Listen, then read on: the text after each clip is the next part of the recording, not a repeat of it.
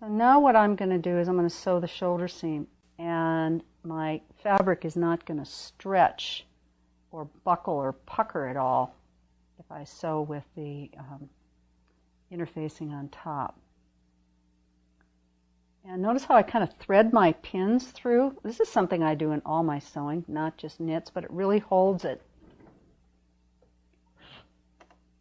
I'm working with a 5/8 inch seam here, but I have to tell you that once I get a pattern the way I like it, I like to use 1/2 inch seams rather than 5/8 inch seams.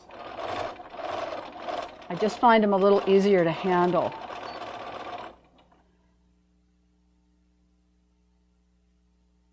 So I'm going to sew the 2 shoulder seams all in one continuous line, and then we'll go to the ironing board and press.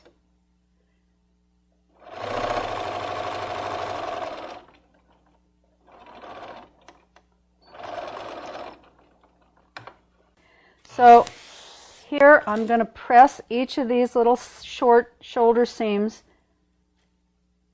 the way I sewed them, press them flat. Then I'm going to press the seam open, and then I'm going to press everything toward the back. So, and then we'll go sit down and I'll top stitch.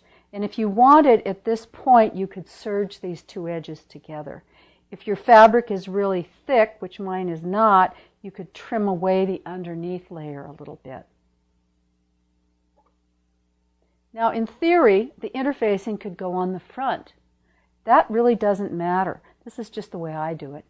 And this is kind of the way, if you look at all my t-shirts lined up in a row, and you looked at the shoulder seam, they're all done the same way.